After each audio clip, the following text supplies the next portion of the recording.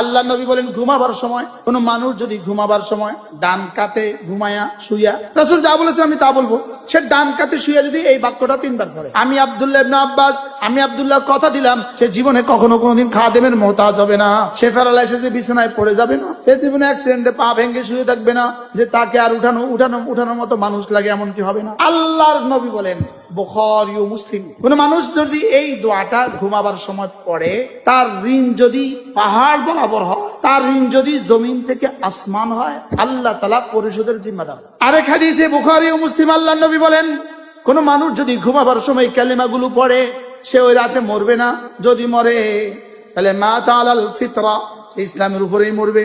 ঘুমাবার সময় একটা কালেমা 3 বার পড়ে, একটা কালেমা 3 বার পড়ে, আল্লাহর নবী বলেন আল্লাহ তাআলা তার গুনাহগুলোকে মাফ করে দিবে। সারা পৃথিবীর শুরু দিন থেকে আজ পর্যন্ত, আজ থেকে পৃথিবীর শেষ দিন পর্যন্ত বৃষ্টির ফোঁটার সংখ্যা যত, এত সংখ্যক গুনাহ যদি হয় সব মাফ। সারা দুনিয়া যত গাছ আছে, যত পাতা ছিল, যত পাতা আছে, যত পাতা আসবে, সমস্ত পাতার সংখ্যা বরাবর যদি গুনাহ হয় মাফ। সারা পৃথিবীতে যতগুলো বালি আছে, বালুকণা বড় বড় গুনাহ যদি হয় সব মাফ। বুখারী মুসলিম শিখাবো।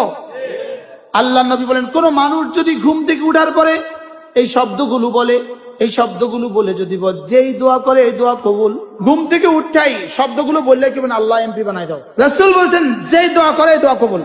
এরপরে আল্লাহ নবী বলেন কোন মানুষ যদি সূর্য ওঠার আগে এই শব্দটা 100 বার পড়ে, আল্লাহ তাআলা তার গুনাহগুলোকে মুছে দিবে, যদিও সমুদ্রের ফেনা বরাবর হয়। যে সকালে পড়বে 100 বার, সন্ধ্যায় পড়বে 100 বার, রাসূল বলেন তার চেয়ে উত্তম নেকি নিয়ে হাশরের ময়দানে আর কেউ উঠবে না। আল্লাহ নবী বলেন কেউ যদি এই কালেমাটা 7 বার পড়ে, 7 বার, রাসূল বলেন বানাল্লাহু লাহু বাইতান ফিল জান্নাহ, রব তার জন্য জান্নাতে একটা ঘর বানাবে। সারা পৃথিবীর যে বস্তুতে যে ক্ষতি রেখে দিয়েছেন, সে বস্তুর সে ক্ষতি থেকে আমি আপনার হেফাজতের চাদরে ঢুকে গেলাম। এত সুন্দর করে রব নিজেই শিখিয়েছেন, নিজের দেওয়া ফরমা। তুমি আমাকে এভাবে বলো, আমি পুরা করে দিব। এমনি কইলে মালিক কইবো রে তাড়াতাড়ি কর, ফেরেশতা যা যা যা যা যা লাগে সব দিয়ে দে।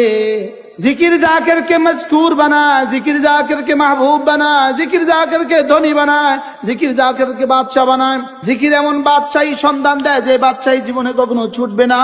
এবার এই কিতাবের মধ্যে আল ওয়াবিলুস সাইয়্যিব ফিল কালিমিত তাইয়্যিব, আল্লামা ইবনুল কাইয়িম আল জাওজি আলাইহির রাহমা, হযরত আব্দুল্লাহ ইবনে আব্বাস রাদিয়াল্লাহু তাআলা হাওলাতে লিখেছেন। হযরত আব্দুল্লাহ ইবনে আব্বাস রাদিয়াল্লাহু তাআলা বলেন কোন মানুষ যদি রাতে ঘুমাবার সময় 33 34 বার পড়ে, আমি আব্দুল্লাহ ইবনে আব্বাস, আমি আব্দুল্লাহ কথা দিলাম লাম ইয়াহতাজিলা খাদেম, সে জীবনে কখনো কোনোদিন খাদেমের মুহতাজ হবে না। এই আমল করলে